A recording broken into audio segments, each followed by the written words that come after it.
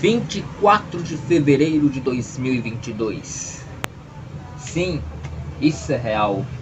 A guerra da Ucrânia é uma realidade que a humanidade tem que encarar agora. Desde as primeiras horas desta quinta-feira, nós do Ponto Direto não paramos, estamos acompanhando detalhe por detalhe deste conflito armado que começou por volta da 00h11 desta quinta-feira, horário de Brasília, quando foi confirmada que o presidente russo Vladimir Putin decretou a invasão dos seus militares para o território da Ucrânia, uma chamada Operação Militar Especial. O que o presidente russo quer é nada mais, nada menos que desmilitarizar a Ucrânia, alegando, segundo ele, que a Ucrânia está querendo enriquecer o seu arsenal bélico nuclear. Mas até agora não apresentou nenhum registro disso. Fato é que no meio deste conflito armado, em que bombas e tiros são disparados aleatoriamente, vários civis estão no meio deste fogo cruzado sem saber para onde ir. Você está vendo agora uma foto de um homem, de um idoso que teria ficado ferido após um dos vários bombardeios que aconteceram na Rússia nesta quinta-feira. Você vê agora imagens do momento em que a Rússia começa a sua invasão via ar, onde caças russos começam a circular pelo território aéreo, pelo espaço aéreo da Ucrânia.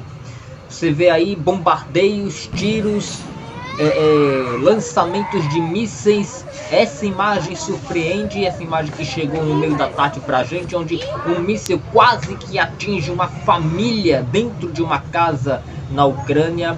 A informação mais recente é de que os russos estão dominando neste momento a usina nuclear de Chernobyl. É isso mesmo. Vamos refrescar um pouco sua memória. Se você não desconhece essa história, vai conhecer agora. A usina nuclear de Chernobyl é a folclórica usina nuclear que propaga mutações nas pessoas, mas na verdade o que a usina nuclear de Chernobyl fez historicamente? Ela explodiu no fim de abril de 1986. A sua explosão foi derivada de uma falha estrutural da usina, mas a sua tragédia, a sua devastação foi ocultada por muito tempo pela então União Soviética. União Soviética que tinha como país carro-chefe a Rússia. A sua nuvem de radiação que chegou até em países da Europa, causando devastação naquela região do leste europeu, provocou um descaso. Muitas pessoas morreram, principalmente intoxicadas, principalmente em Chernobyl, que hoje é praticamente uma cidade fantasma. Mas a União Soviética acabou escondendo as dimensões dessa tragédia. Somente depois é que revelou a quantidade de vítimas fatais que essa explosão teria provocado. De lá para cá, toda a área de Chernobyl, ela era, infelizmente, era controlada pelas forças especiais da Ucrânia e agora estão sendo controladas pela Rússia. O grande temor internacional é de que a usina nuclear de Chernobyl possa ser usada como uma espécie de bomba atômica para eclodir ainda mais, aumentar ainda mais as tensões e a catástrofe dessa guerra da Ucrânia. Porque a região de Chernobyl, ela tem um nível altíssimo de radiação. Mesmo passados tantos anos do desastre nuclear, mas que ainda tem essas consequências até os dias de hoje. O perigo é a ação militar russa propagar ainda mais a nuvem de radiação que poderia afetar aí outros países do leste europeu, inclusive aliada da Rússia, a Bielorrússia, a Belarus, que está ali colada com a Ucrânia. Falando na Bielorrússia, o governo de Alexander Lukashenko teria ajudado o governo de Vladimir Putin para invadir a Ucrânia.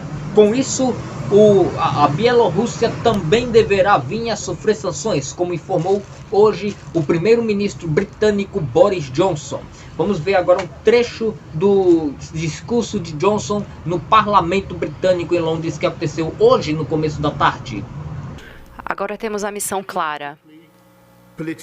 Diplomaticamente, politicamente, economicamente e talvez militarmente agir para encerrar com essa missão de Putin.